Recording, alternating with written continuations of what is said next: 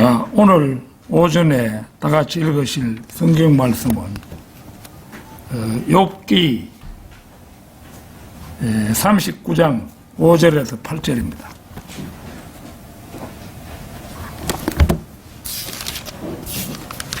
욥기 39장 5절에서 8절.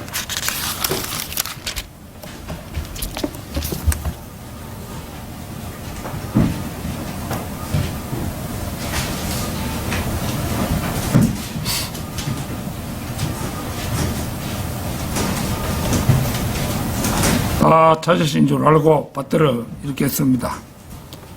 누가 야생 나귀를 자유롭게 내보낸 적이 있느냐? 요 아니면 해가 니은을 첨가해야 되겠죠. 아니면 누가 들나귀와 감은 띠들을 풀어준 적이 있느냐?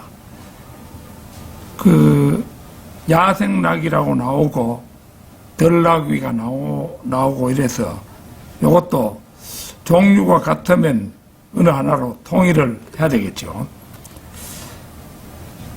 내가 야생 나귀의 집을 광야로 삼았고 열매 맺지 못하는 지역을 그의 거주지들로 삼았도다.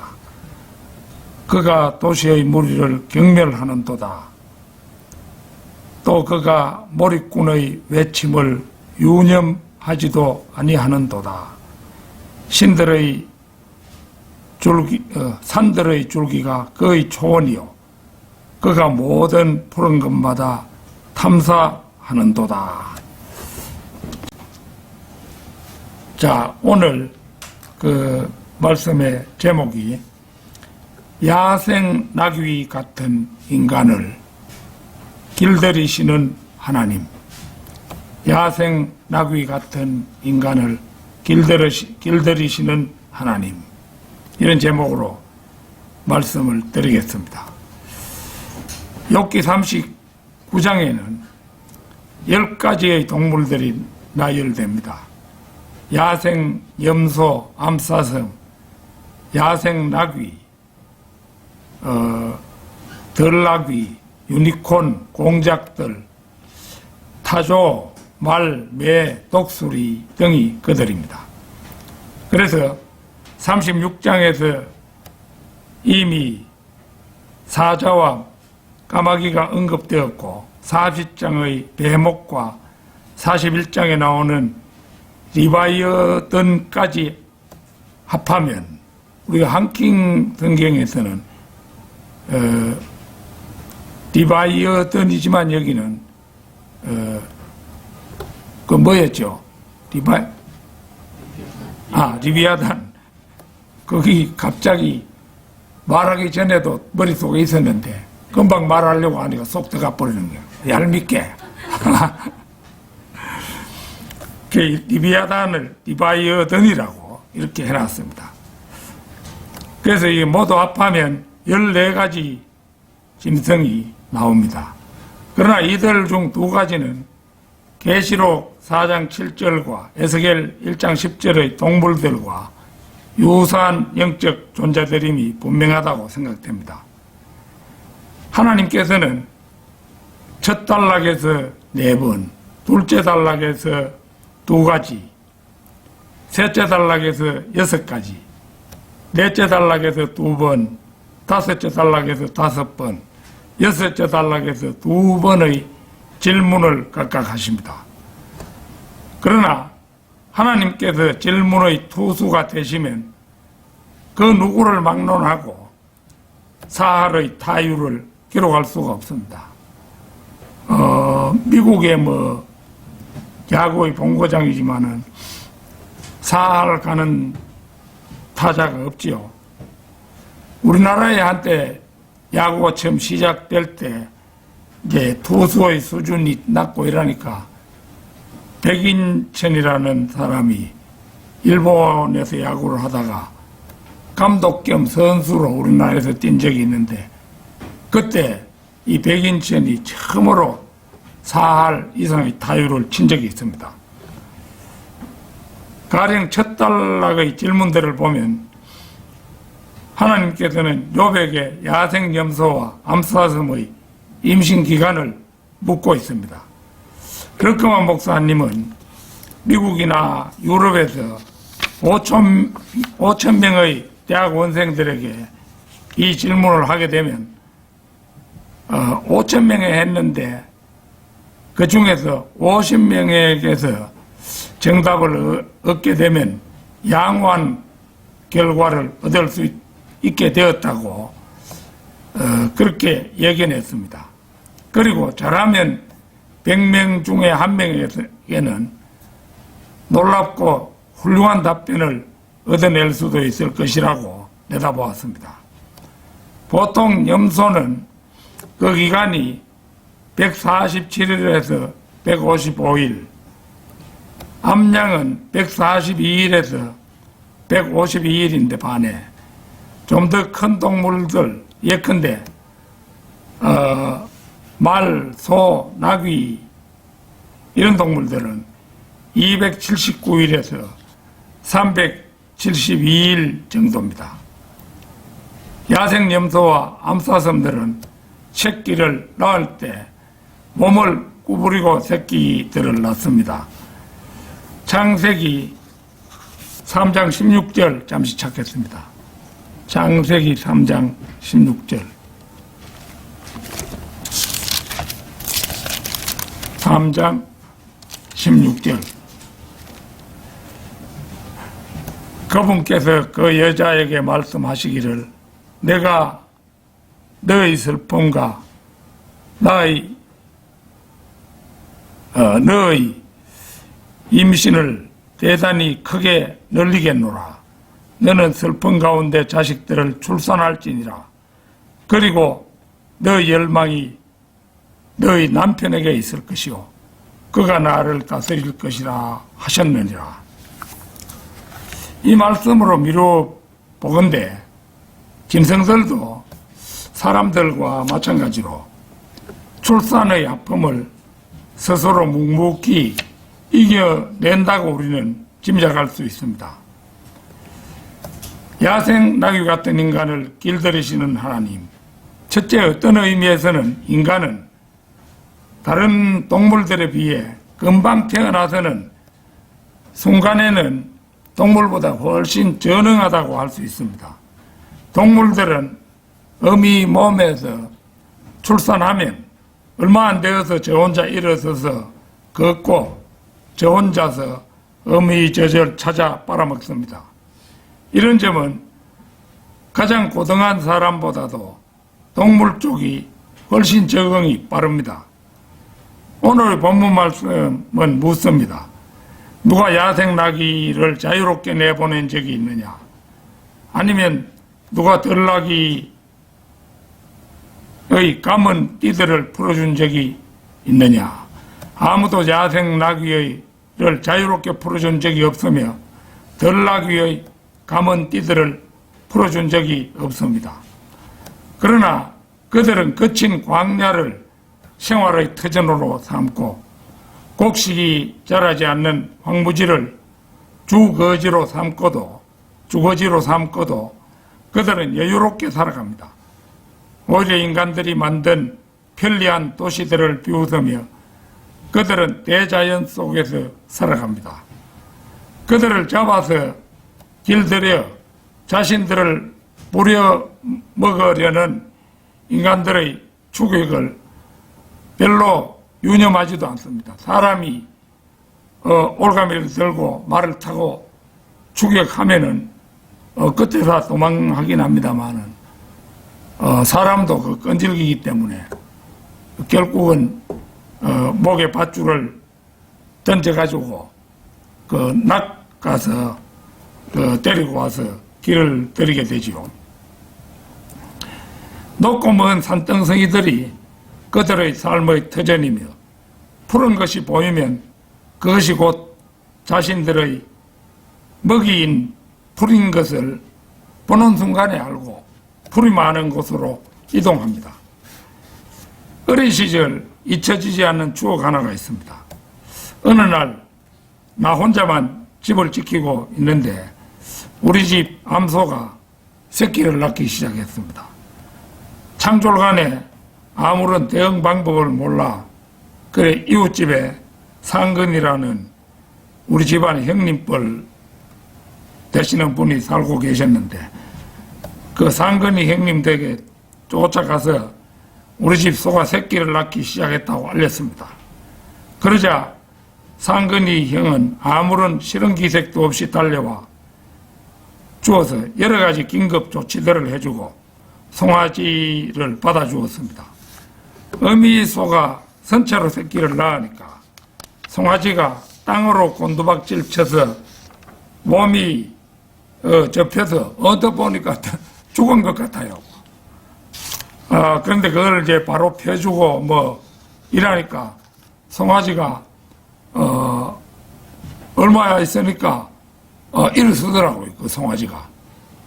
그래가지고 이제 어미한테 이제 그 젖을 찾아서 먹기 시작하는 이런 것을 본 적이 있습니다. 그러나 이에 비하면 인간들은 쩌능하게 이럴 데 없습니다.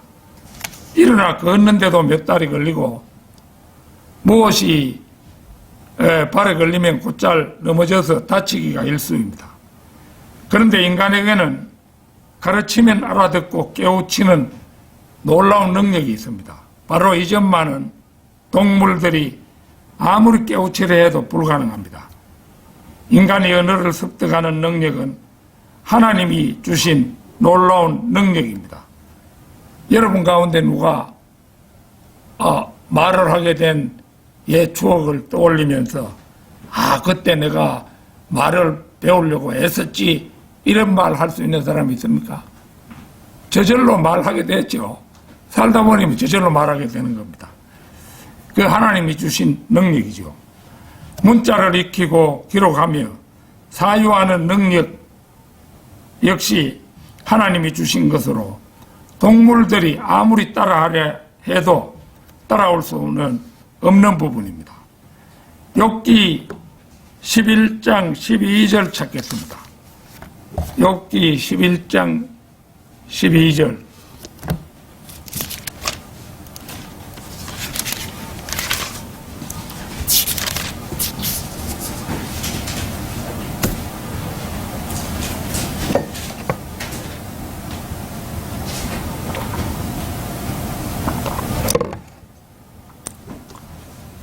이는 사람이 한 야생나귀의 새끼 수컷처럼 태어나는데도 무의미한 사람이 지혜로워지려고 하기 때문이라. 사람이 야생나귀의 수컷처럼 무의미하게 태어나지만 언어를 익히고 문자를 익히며 사유할 줄 알게 되면 그때부터는 어떤 동물들도 따라올 수 없는 길을 갑니다. 자신의 유한함을 자각하고 아무리 멀고 아득해도 영원히 있는 곳을 더듬고 수소문하여 찾아 그 방향을 향하여 나아갑니다. 물론 사람 가운데도 이 영원히 있는 곳을 지각하고 그 찾아가는 사람, 인간 중에도 그런 사람은 드물죠. 근데 이제 여기 나온 여러분들은 다 그런 성품을 지닌 분들이에요. 그거 찾는 마음이 없으면 여기에 나와서 뭐 우리 교회 나온다고 부자 될 일이 있습니까? 그거 없지요. 그 다음에 여기만 영생이 있는 것도 아니잖아요. 그러니까 아무 데 나가면 어떠노? 이러면서 이런데 세속적인 교회 이런데 나가서 한평생 수고하다가 심지어 어떤 사람은 새벽 기도까지 내 나가고 하다가 구원도 못 받고 죽는 사람이 허다하죠. 예컨대 동물들은 죽고 난 다음의 생을 생각할 줄 모릅니다. 선과 악에 대해서도 알지 못합니다. 소를 몰고 들판을 가다 보면 우리 소가 주인인 내가 한눈 파는 사이에 남의 밭이나 논의 곡식들을 뜯어먹을 때가 있습니다. 그러면 회초리로 우리 집 소를 때리며 그런 짓을 못하게 합니다. 우리 집 소는 아주 넉다리 소로 나보다도 훨씬 나이가 많았지만 어린 나는 그것이 옳지 않은 일임을 알고 못 먹게 하는데도 소는 주인인 내가 한 놈만 팔면 아무런 양심의 가책이 없이 남의 집 곡식을 뜯어먹기 일쑤입니다. 그것이 곧 짐승과 사람의 차이입니다. 이게 이제 산에 소를 풀 뜯어 먹으라고 갖다 놨는데 이 소가 산골에 있는 논으로 내려와가지고 논에 못 심어놓은 걸 뜯어 먹을 때가 있어요. 그러면 이제 그 뭐가 어느 정도 자라났는데 뜯어 먹어버리면 그 수확이 안 나오잖아요. 그렇기 때문에 그걸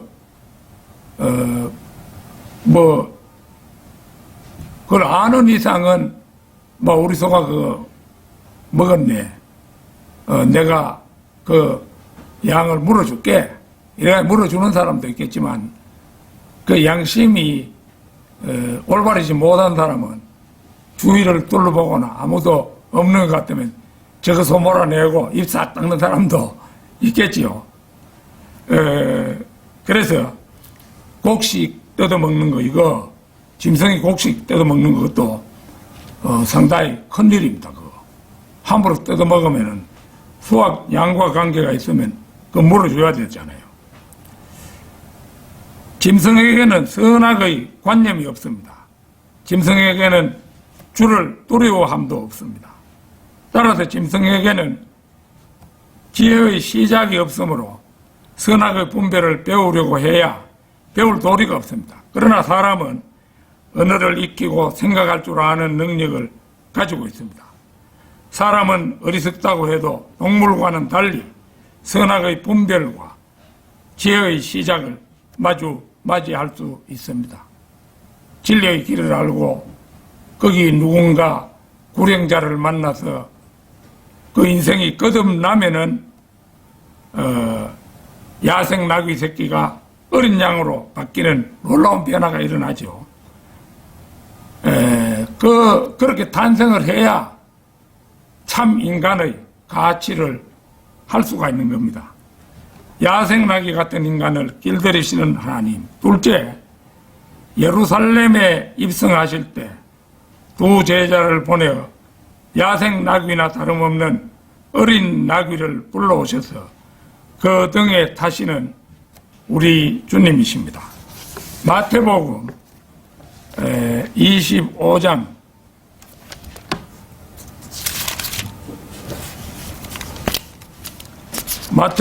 25장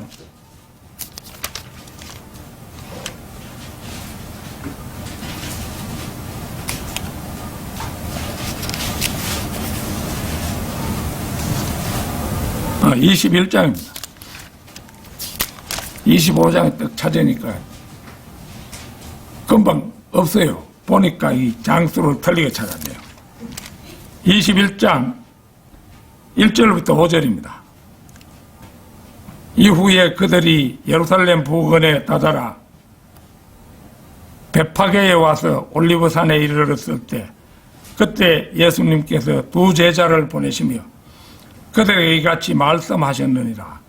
너희의 맞은편에 있는 촌락으로 들어가라. 그리하면 너희는 묶여있는 나귀 한 마리와 그녀와 함께 있는 새끼 나귀 한 마리를 즉각 발견하리라. 그들을 풀어주고 나에게로 그들을 데려오라.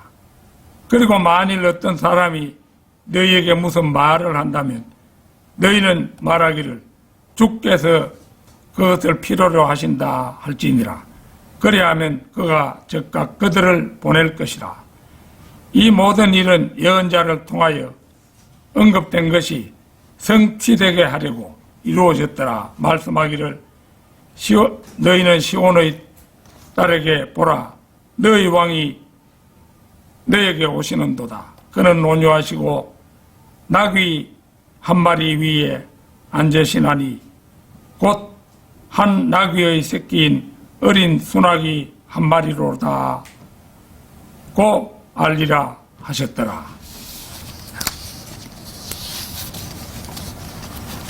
여기 이제 예수님의 예루살렘 입성하는 대목이 나오고 있죠. 예수님의 예루살렘 입성은 그분께서 3년 반 동안 사역하신 일에 대한 절정입니다. 어린 나귀를 타신 이 사건에 대해서는 사복음서 모두에서 다루고 있습니다. 예수님께서는 자신이 왕이라는 사실을 말로나 행동으로나 지속적으로 전파하셨으며 그분의 왕국에 대해서도 여러 가지 표적으로 전파하셨습니다. 많은 사건이 그분의 생애 동안 펼쳐진 후 예수 그리스도께서는 마침내 왕으로서 예루살렘에 입성하시는 것입니다. 그분은 하나님이신 만큼 시공간을 초월하여 한 번도 가보지 않은 어느 집에 나귀 새끼가 제 어미와 함께 있음을 아는 전지하심과 그 주인이 허락할 것이라는 결과까지도 미리 다 예측하고 조언하시는 주님이심을 봅니다. 여기 마태복음 21장에서 그리스도께서 입성하시는 것은 그분의 왕으로서의 입성입니다. 그러므로 이 사건은 그분의 재림에 대한 강력한 모형이 됩니다. 왕국이 임하실 수 있는 초림 때에 준비되었다는 것과 유대인들이 그때 주님을 왕으로 받아들이기만 했다면 왕국이 바로 그 당시에 임할 수 있었다는 사실은 이미 그리스도인들이라면 널리 알고 있는 진리입니다. 마태복음 21장 5절에서 인용한 말씀은 스가랴 그 한글 킹제임스 성에 스가랴 이렇게 되어 있는데 여기는 스가랴 9장 9절입니다.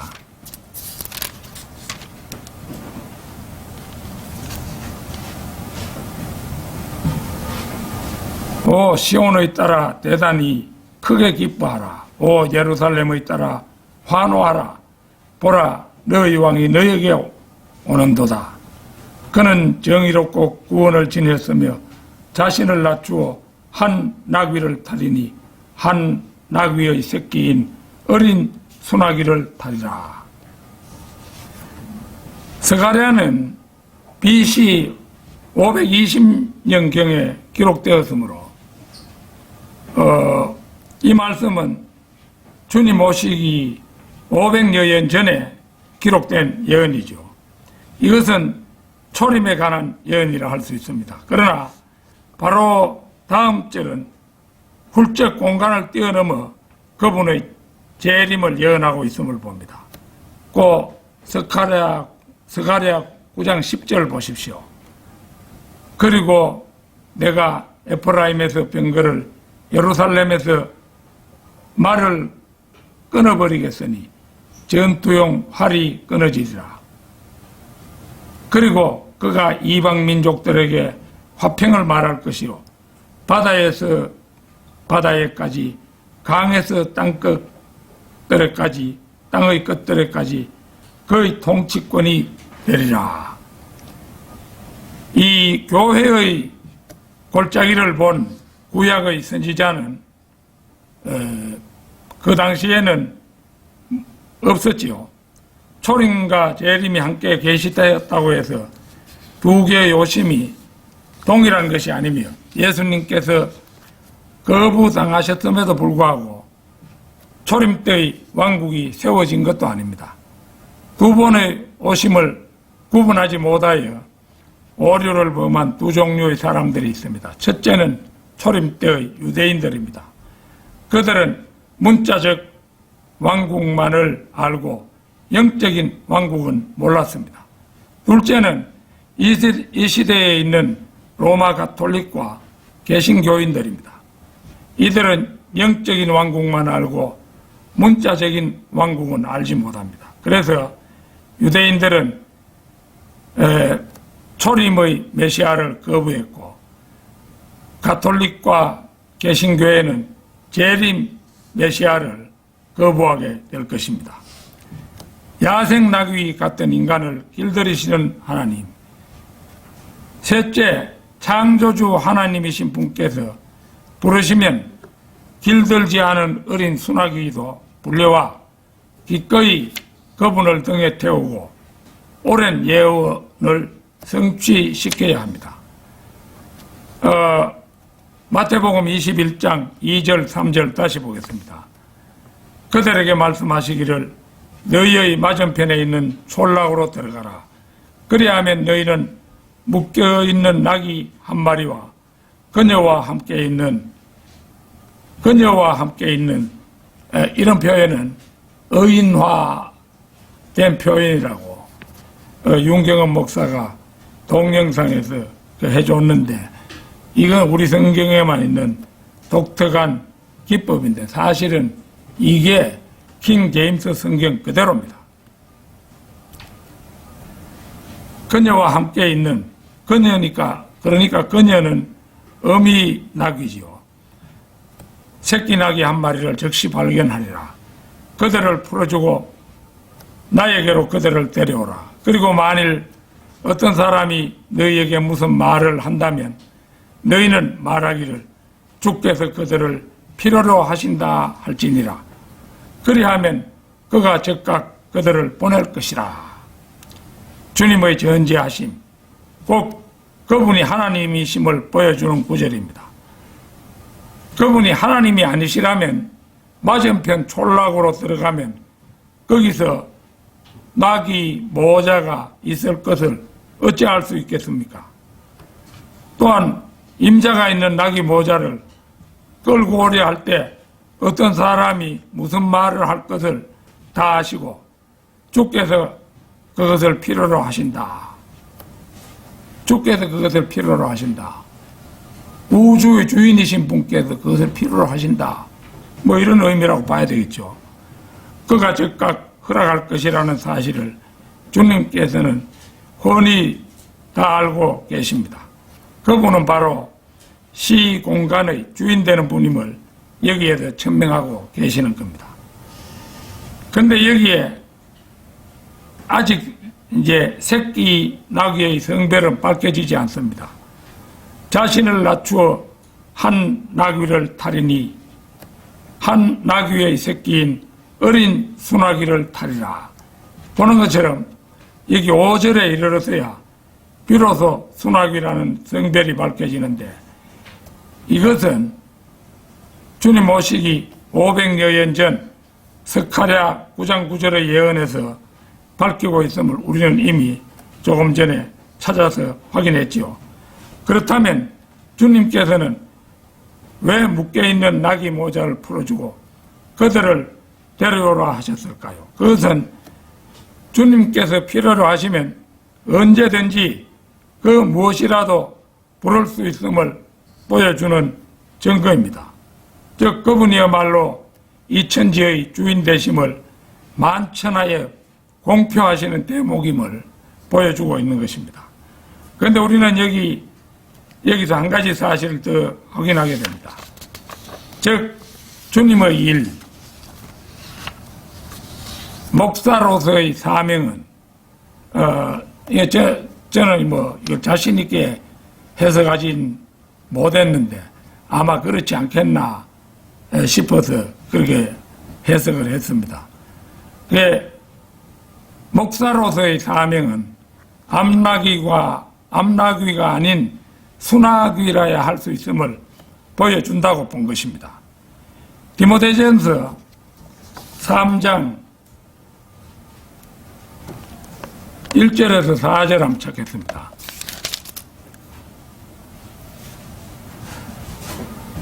만일 어떤 남자가 감독직을 사모한다면 그가 선한 일을 사모한다고 한 이 말은 참되니라. 그렇다면 감독은 비난받을 일이 없어야 하고 한 아내의 남편이어야 하며 깨어있고 냉철하며 품행이 선하고 환대하기를 잘하며 가르치는 데 능하고 술에 탐닉하지 아니하며 구타하는 자가 아니고 더러운 돈으로 얻는 이익을 탐내지 아니하며 오직 인내하고 언쟁하는 자가 아니며 탐욕스럽지 아니하고 자신의 자녀들을 모든 위험으로 복종하게 하여 자기 자신의 집을 잘 다스리는 자라야 하느니라. 지금 세상에는 여자 목사가 흔합니다. 그러나 보는 것처럼 성경 말씀은 단호합니다. 한 아내의 남편이어야 하며 이거 반드시 남자가 목사가 돼야 한다는 조건이죠. 동성연애하는 무리는 올 수가 없죠, 여기에. 그러니까 뭐 동성연애에서 여자 역할, 뭐 남자 역할 맡고 이랬다고 해서 목사가 되는 건 아니죠. 이게 확고부동한 말씀입니다. 물론 지금도 이 말씀에 의거하여 우리 바이블 빌리버들은 여자가 목사가 되는 일을 금하고 있습니다. 그렇다고 자매들이 아무 일도 하지 말라는 것이 아닙니다. 교회적으로, 가정적으로 자매들의 할 일은 많고 그중 어느 일도 소중하지 않은 것이 없습니다. 거리 설교에서도 자매들은 설교까지는 못해도 전도지를 나누어 주며 혼들을 꾸ring할 수 있습니다. 야생 나귀는 아직도 남부 타타르, 페르시아, 시리아, 에게해의 섬들에는 야생 나귀가 지금도 있다고 합니다. 하나님께서 욥에게 말하고 계신 당시에는 시리아와 아라비아와 북아프리카에는 많은 야생 나귀들이 있었습니다. 지금도 야생 나귀들은 안장 없이 달릴 뿐만 아니라 그 본성을 통제할 수가 없어서 야생마들과 마찬가지로 그 등에 올라타기 전에는 길들일 수가 없습니다. 노새는 암말과 수탉나귀 사이에서 이제 이 암수라는 이 말은 이제 경우에 따라서 다른데 그 히읗 발음이 살아나는 경우가 암탉, 수탉 이 경우는 히읗 발음이 살아나서 격음으로 발음되죠. 당나귀도 마찬가지예요. 암탉나귀, 수탉나귀 이러는 거예요. 그래서 노새는 암말과 수탉나귀 사이에서 버새는 암탉나귀와 수말 사이에서 중간 잡종 나오는 중간 잡종이지만 노새만이 일을 잘하기 때문에 이제 유익한 동물로 알려졌습니다. 야생마에 얽힌 르크만 목사님이 그 주석서를 통해서 기록해둔 이야기가 있습니다. 콜로라도에 사는 한 목사가 할렐루야 하고 소리치면 멈추고 주님을 찬양하라 이러면 계속 가도록 훈련된 종교적인 말을 샀다고 합니다. 어느 날 산등성이를 가다가 갑자기 절벽을 만났습니다. 놀란 말은 벼랑 끝을 향해서 미친 듯이 질주했습니다. 목사는 말을 세우려고 했지만 아무 소용이 없었습니다. 벼랑 끝 1피트 지점에서 1피트가 이게 얼마 안 되는 그 단위입니다. 얼마냐 하면 센치로 바꾸면은 30.48cm예요. 그래서 그때야 비로소 이제 목사는 갑자기 기억이 나서 엉get거려 할렐루야 했더니만 말이 그 자리에 딱 멈췄었다는 겁니다. 살아났죠. 목사는 이마의 식은땀을 닦으면서 감사한 마음으로 주님을 찬양하라고 소리쳤다고 합니다. 물론 말은 그때부터 다시 걸음을 옮기기 시작했겠지요. 결론적으로 욥기 11장 12절 다시 보겠습니다. 욥기 11장 12절.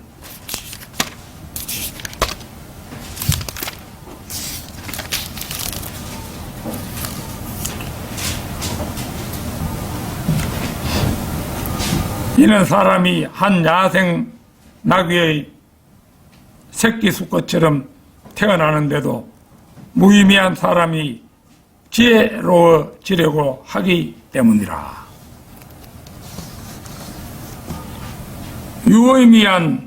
무의미한 사람이 유의미한 사람이 되는 것은 자신 안에 지혜로워지려고 하는 마음이 있기 때문입니다. 아무리 사람이라도 유의미한 인간이라고 해도 그 지혜로워지려고 하는 욕망이 없으면 안 되는 거죠. 베드로후서 2장 12절 한번 보겠습니다.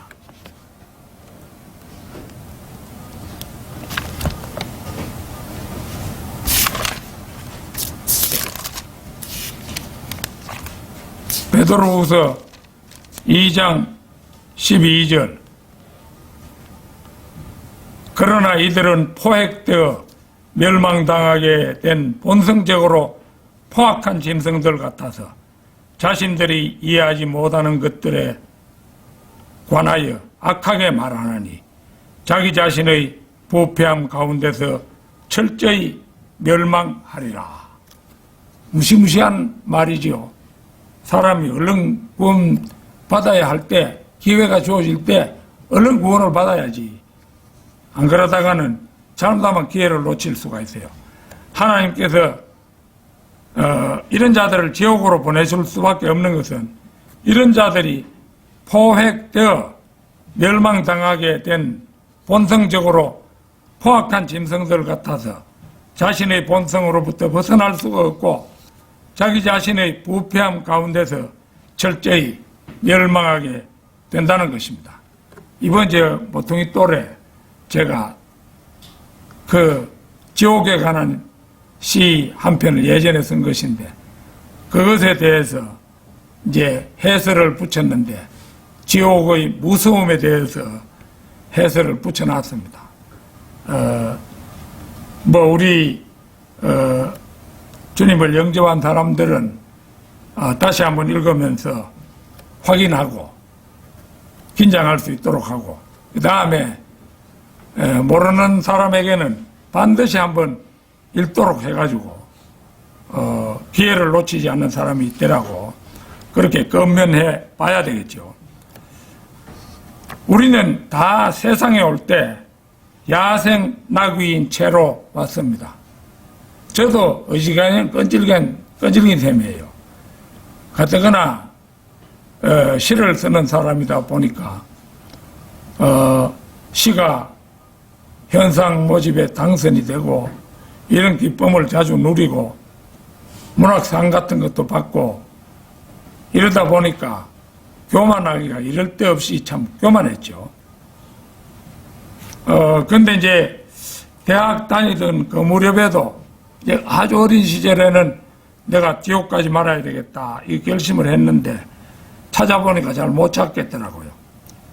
그래가지고 이제 대학 때 한번 알아보기 위해서 도서관에 책들을 빌려와서 읽어봐도 그에 대한 얘기가 안 나와요. 바로 성경에 들어가서 공부해야 되는데 그 방향이 잘못된 것이죠. 그래가지고 결국은 살다 보니까 자식들이 자라고 이래가지고 내 나이 59이 되어서야 결단을 내려가지고 완전히 지옥을 면할 수 있는 조건의 사람이 되었잖아요. 저는 사실 천신만고 끝에 구원받은 사람입니다.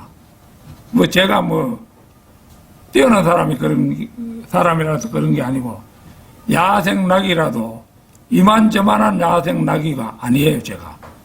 그렇길래 59살이 되도록 견뎠죠. 그런데 그것도 이게 이제 지옥에 대해서 무서워하는 감정, 이거 주님께서 주시는 근심이거든요. 좋은 근심이에요, 그거. 그 다음에 이제 그런 좋은 근심이 있더라도 수명이 짧아가 일찍 죽으면 지옥 가고 마는 거예요. 그러니까 내가 참 늦게나마 구원받을 수 있었던 것은 그 바람직한 근심을 내게 떠나지 않게 하시고 그 다음에 이 나이 되도록 살도록 늦게까지 살도록 수명을 주셨으니까 그 가능했잖아요. 만약에 59인데 뭐 58에 암이 들컹하고 죽어버리면 흔들리잖아요. 아무리 그래 해도 우리가 해결할 수가 없는 것입니다. 그래서 우리에게는 다행스럽게도 지혜로워지고자 하는 갈망들이 있어서 주님께서 눈을 띄워준 덕분에 바이블 빌리버들이 된 것입니다. 날마다 감사하는 마음으로 바른 표준 킹 제임스 성경에 눈뜨는 사람들이 되기를 축원해 마지 않습니다. 다 같이 기도드리겠습니다.